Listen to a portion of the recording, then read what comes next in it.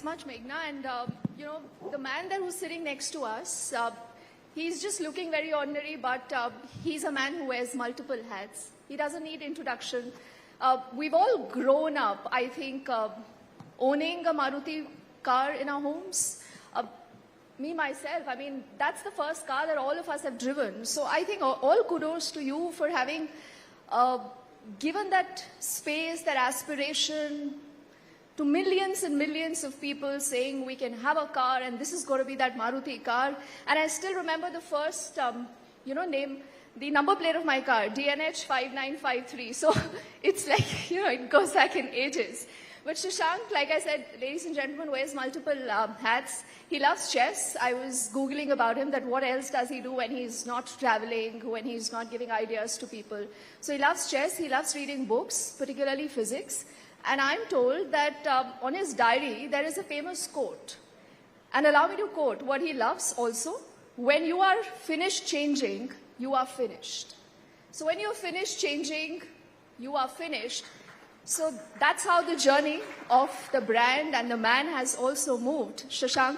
So please tell us that today, where is Maruti? I mean, Maruti has traveled such a long journey with tremendous amount of, I think, kudos to the kind of changes you've made over time. Where does Maruti today stand? How do you see at this journey? And how has Maruti also changed with your thinking? Yeah, so it's been a remarkable journey, I must say, because when we started in the early 80s, the Indian market was just about 50,000 units a year. Today, this market is 300,000 a month.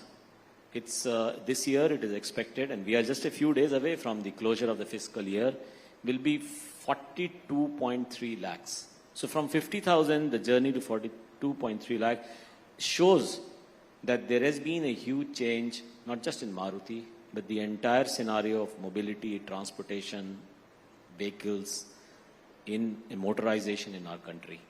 So when Maruti started, the GDP per capita was about $400. Today it is like closer to 3,000. The penetration of cars per 1,000 population was about 2. Today it is about 36. There was hardly any road infrastructure, especially in the smaller areas. Those have changed. There was no localization. Very few components were being made. But today, it is, we have 96% localization in Maruti Suzuki. If you see the other aspects, also whether it is in terms of the capacity itself, we have a capacity of close to 22 lakhs, going up to 10 more lakh in the next year and further in the next few years by another 10 lakhs. So we should go up to 40 lakhs. There was no export of vehicles from our country. Today Maruti exports this year probably close to 300,000 vehicles, which is like $2 billion only from Maruti Suzuki. So things have changed dramatically, and of course consumers have changed too. They've become very experimentative. No longer is it about functionality for buying the products. It's about aspiration. And that, I believe, is the biggest change. The aspiration of India is, I believe, the biggest change that has happened. And that is reflected in the cars which we purchase, in the products that we aspire for, and of course in the volumes that you see in the different industries. And though, Shashank, you're making it sound very simple, but I think there is this dichotomy that people always think. Maruti has a lot of reputation. There is such a brand recall, dependability, people trust it. The first car has to be a Maruti. Now, with the market opening up, with the kind of players we've had, and like you yourself said, at a point, cars were more about functionality till they became also aspirational. You have a new generation that is looking at multiple features, things keep moving, new players keep coming in. So to have that, tightrope balancing act of sticking with that brand value, that reputation, safety, and still be, forward looking. How does that happen? Yeah, so a beautiful question, because that's one of the big problems Maruti Suzuki has been grappling with. The Maruti Suzuki has been known for, as you said, dependability, reliability, value for money, low maintenance cost, great network, and so on. That is, of course, great for people who are looking for functionality. I remember in all these years, the Indian consumer has not been so experimentative. So these are the values which any consumer was looking for: fuel efficiency, low maintenance cost. And as Indian economy grew and our GDP grew, income levels grew, disposable income grew, aspiration came in. And we saw India, the new India. It is younger, more tech savvy, more aspirational. So in our automobile world, we started looking at two different sets of consumers. One is what we call Bharat, which is still has a very high percentage weightage when it comes to buying criteria on functionality, on fuel efficiency, maintenance, etc. But there is also India, the young India. So you have to cater to both, because India is getting bigger and Bharat also continues to expand. So you have to do both. You can't do it with one brand. So we, in around 2015, said, if we want to address this more aspirational customer, let's start a new brand called Nexa. So we started with Nexa. It had all those values which we stood for, but more. It was about creativity, it was about innovation, that reflected in the design. It has reflected in the type of communication that we do. It is also reflected in type of technologies that we use. So we are now changed. In fact, just for the information of people here, Nexa, if it were as an independent brand, would be the third largest manufacturer in the country, after Maruti Suzuki and one more. So it's become very big in the last 8 years, selling in excess of 600,000 now in this year. So I think it's been a great journey, and we need to push this image part, the aspiration quotient in Maruti brand going forward. And that's what we are trying to do with our products, with our marketing strategies, with our investments in media and so on. Shashank, when you say this, because I also personally believe that we all learn from our challenges. Now, clearly this journey that you've taken over, trying to ensure that there is this balance between safety, dependability, and, matching the future with it, it doesn't come without challenges. Now, what have been the kind of challenges, and more so when you speak about both Bharat and India, trying to unite all of them together under that Maruti brand? How has that happened? Yeah, so very challenging, because as you can imagine, we are a legacy brand. We have been in the industry 40 years. And it is not easy to change that image. That image is also very good. It's not a bad image. It's actually very positive. So if you talk to other brands, they'll say, we would love to have that Maruti Suzuki image of reliability, of value, and so on. But we also have to take care of the changing technologies, the changing consumer itself. In fact, the process of buying itself is changing. You have ownerships changing now. People looking for subscription, people looking at shared mobility, people looking at part ownership, and so on and so forth. So we have to constantly evolve, and that has been the biggest challenge. So the digitalization which has happened, which we have embraced in a big way, it requires, first of all, a big mindset change. And that's what we have tried to develop in our organization, a culture for embracing that change. Because, as you said, one of my favorite quote is, if you are finished changing, then you are finished. So how more is Maruti as a brand also willing to change? What is the future looking like? And when you talk of what's going on today, you have automatic transmissions, we are talking of hybrid, we are talking of EVs. What, according to you, Shashank, say is the road ahead for the next 5 years for both India and Bharat? I mean, do you see them merging anywhere on this road? Yeah, absolutely. Actually, I think most of people would know here, there's a lot of urbanization that's happening, and that's also changing the landscape. It is said that the ratio of urban to rural incomes, which is currently 1.8, will become 1.4 in a few years' time. We also see larger connectivity coming through. So there is a development of good infrastructure, physical as well as digital in our country, not only in urban areas, but in rural areas as well. That is why the rural sales now in the industry, roughly 35% For Maruti Suzuki, almost 44%.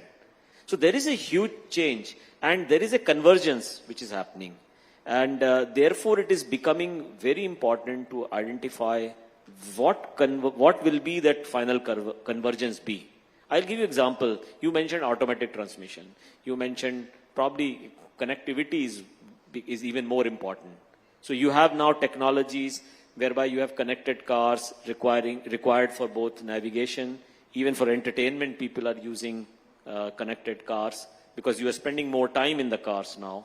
So all these things means that we will have to continue to evolve and embrace that technology, not just for production or design or quality, we do that, but also for customer interaction. Customer himself is now changing in terms of how he buys car. He makes payments through cars. He need not visit the showroom at all. So end to end, he can buy the car without even visiting the showroom, something which was not thought of or imagined a few years back. What about the SUV segment? Because, even on roads, if you just look around, there are only SUVs now. What's happening to hatchback? What's happening to the older versions of the cars? You believe this is also, a testimony to the fact that we are changing and the popular sentiment is also changing? Yeah, sure thing. One of the things which have changed is the preference for body types. So the body type of SUV is much more preferred these days. In fact, for this year, I just mentioned 4.2 million will be the sale in the passenger vehicles, out of which 50%, that is more than 2 million, will be SUVs. And people buy it for different reasons. It's practical, it's got a higher ground clearance. In Indian roads, it's definitely better. You have interior space which is more flexible because of the shape. It's not a 3-box like a sedan. It's got a good driving position. You feel you are owning the road and you are like having some sort of a status. People buy it for status as well. So SUVs have become very popular. That is one type of change. Then there is a change in terms of the powertrain. People are looking at more sustainability, for example. So if you see, and governments too. Governments are also making emission standards more strict. Therefore, you have EVs, you have hybrids, you have CNG. Those powertrain choices are also changing. There is a change in if you speak demographically, there are more women buyers. The average age of car buying has come down. So all these factors are happening simultaneously. And a marketer has to make sense of all those changes and accordingly position his products and his brand in the market.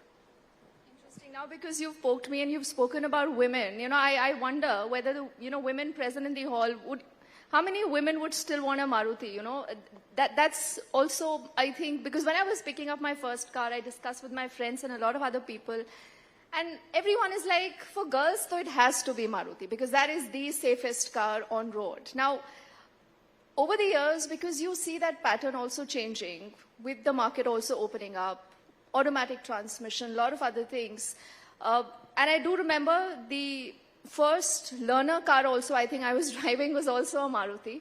So those are the memories, Shashank, that we've lived with. What today is your nostalgic or your anecdote moments when you look back at all these years, your favorite memory of a Maruti? So when you talked about women buyers, actually you are right, and statistically also I can confirm that. Whereas in the industry, the penetration of women buyers is roughly 8%. But in case of Maruti, it is almost like 15%. There are some models where Maruti Suzuki, in some models, the penetration of women buyers is as high as 25%. Of course, we are way away from some of those more developed countries where actually, like in US or even in Japan, the majority buying is by women. So there are more than 50% buyers are women. But you see more women in the workforce, which is great. They have more independence, which is great. They are driving more, which is also great. And therefore, their opinion of the cars have also become very important. It is no longer that earlier that all technology car will be that image that you have, the stereotypical image.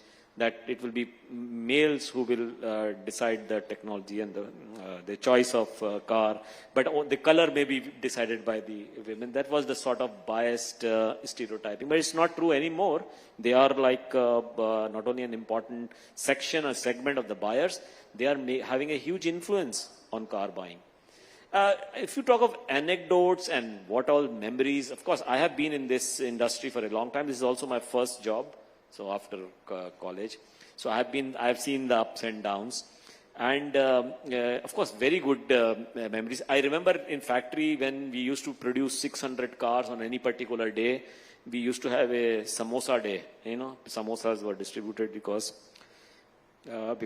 people said ki aaj to chakka pada hai. You know, it's a 6 today, so 600.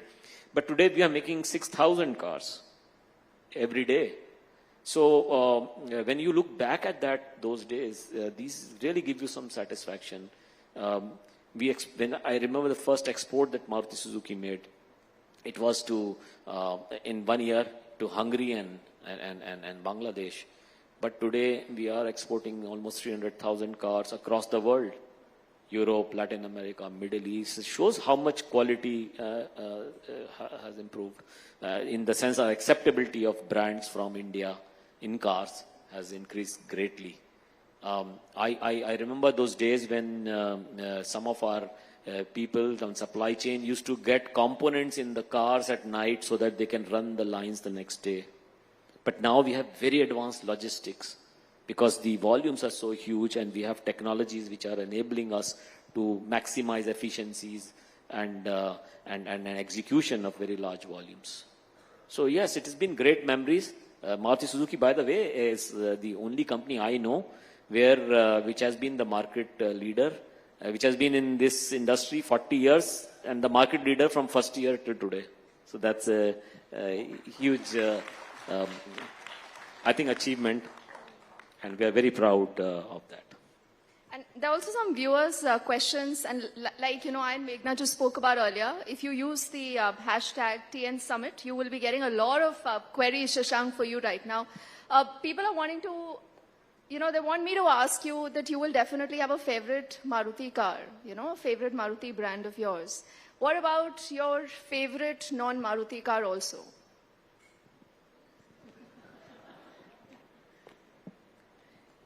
Listen. Yes, we are listening. Okay, so favorite, of course, all Maruti cars, really, they are good, favorite. And let me, ये तमीद बांधूंगा मैं पहले थोड़ा ताकि before I come. Mahal Bandi, it's called Mahal Bandi. But for me, a non-Maruti, from the beginning, a Audi TT is what I had always desired. But really, I think a practical car for Indian conditions, Indian roads, Indian consumers is really, I think, Maruti Suzuki. And I'm saying this not just because I'm representing Maruti Suzuki, but because I have used and tried, whenever there is a new car in the market, I always make it a point to test drive. And then I see, oh, this is the, I'm a little biased, of course, because I will be pro Maruti, definitely. But I still feel that there is a lot which goes for Maruti car. And that is essentially the reason why even after 40 years, we continue to dominate the market, because it's the sheer consumer focus that we have. So he's diplomatically, dug that question very well. I mean, I didn't duck it. I said straight. Okay, once a Maruti, always a Maruti fan. So, but what about the future, Shashank? Where is the future taking us towards? Where is Maruti headed? What are your new plans, new ideas that you can discuss with all of us? So Maruti is headed in the right direction. That is, I can confirm. But the future is going to be a lot more digitalized with the technology that is available.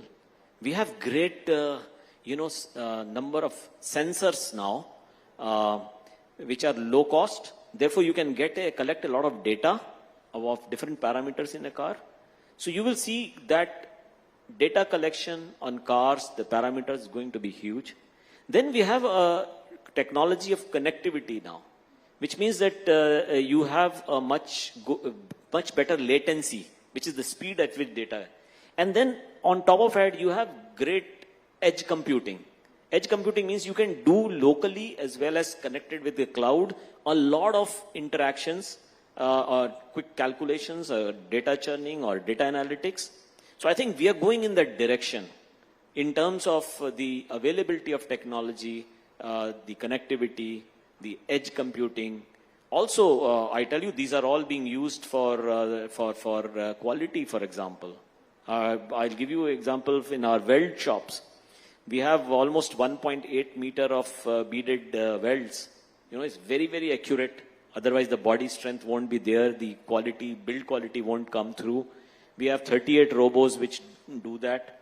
And we collect that data and make sure that the quality is good. Because this reliability, failure, prevention of failure all comes from those basic things of quality that you do, which people don't see. But if you go to our weld shop, for example, you see those robots. They are giving that very accurate welding spots, which is ultimately leading to great quality. So I think going in that direction, and in terms of people themselves, they will become more aspiration. The criteria of buying is shifting from functionality to aspiration. So design is becoming very important.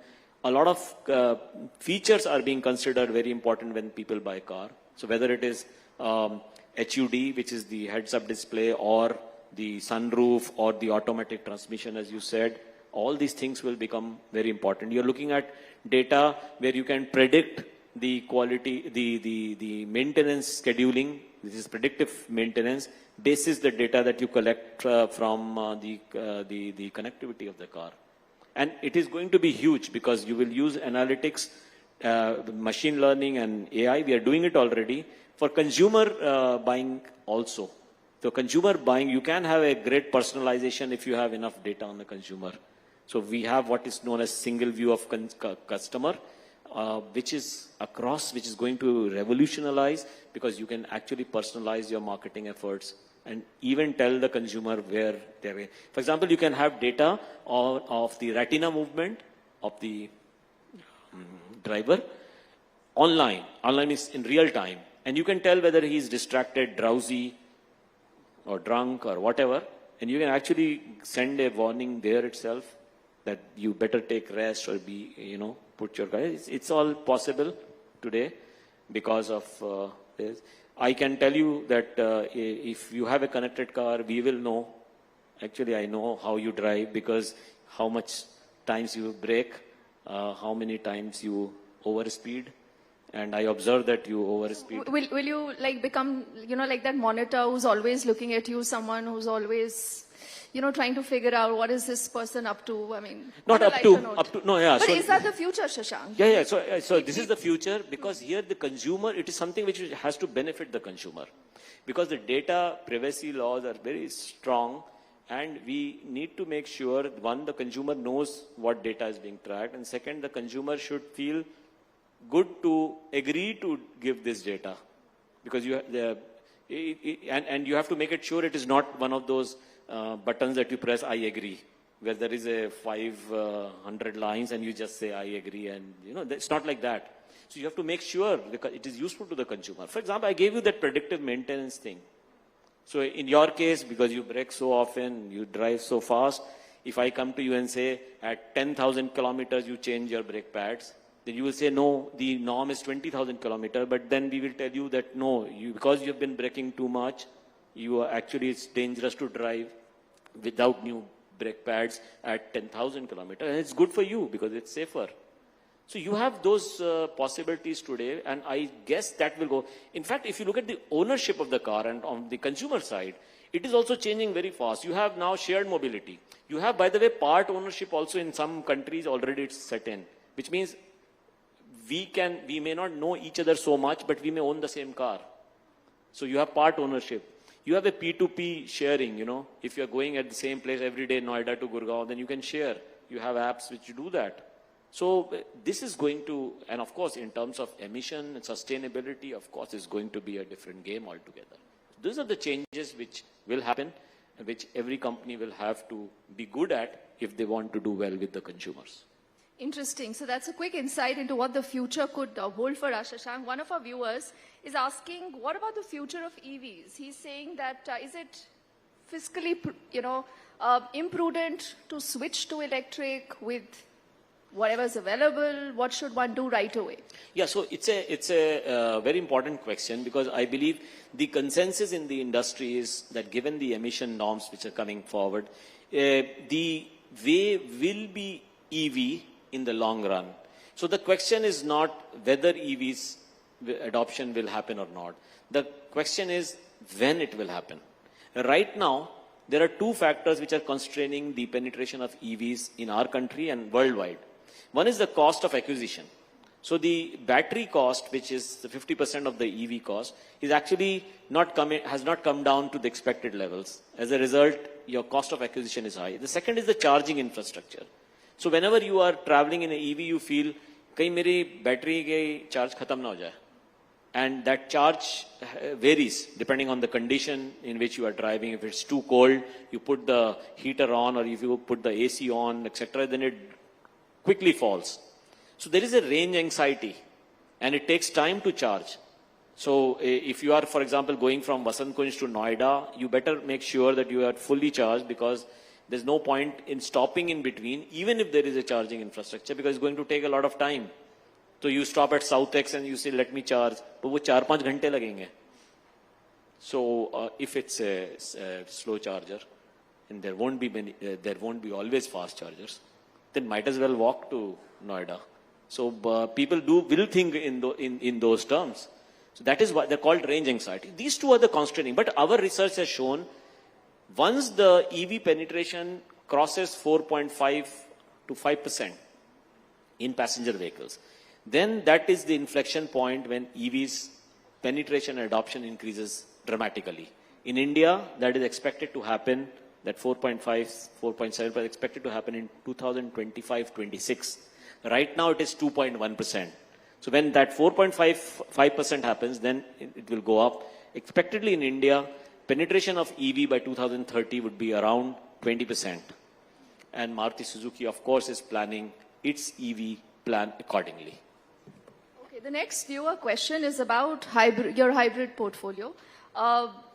He's asking that Nitin Gadkari, the Minister of Road Transport and Highways, recently had spoken about a proposal where he said that the tax levied on hybrid vehicles in India possibly could be reduced from the current 48 to 12. Do you see that as viable, that this could boost demand? And how would you also then broaden your portfolio? Yeah, so we have hybrid vehicles. We have two vehicles which are strong hybrids, which is the Invicto and the Grand Vitara. Currently, there are very few hybrid vehicles in our country.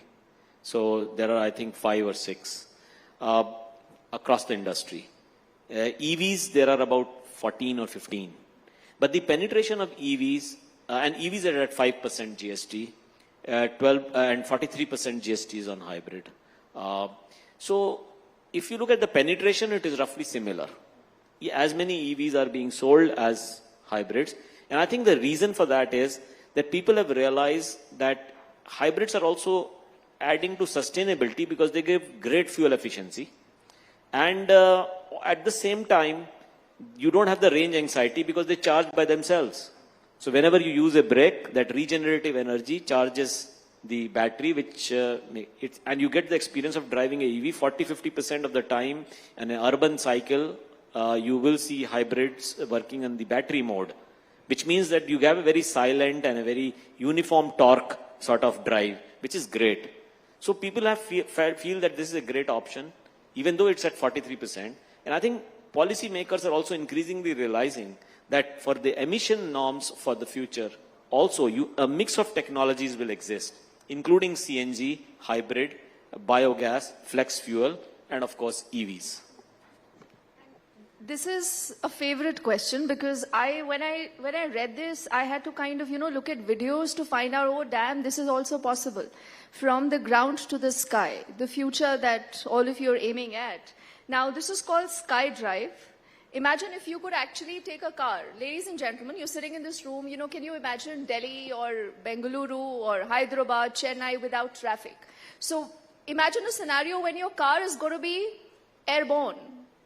So we are talking of something that is smaller than a helicopter. It's bigger than a drone, can carry 3 people, I think. I've seen those videos.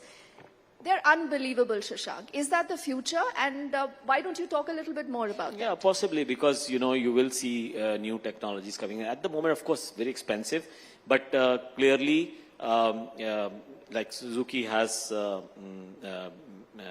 gone ahead with this collaboration for the Sky Drive, which is like pure electric. It takes you for some distance, beats the traffic.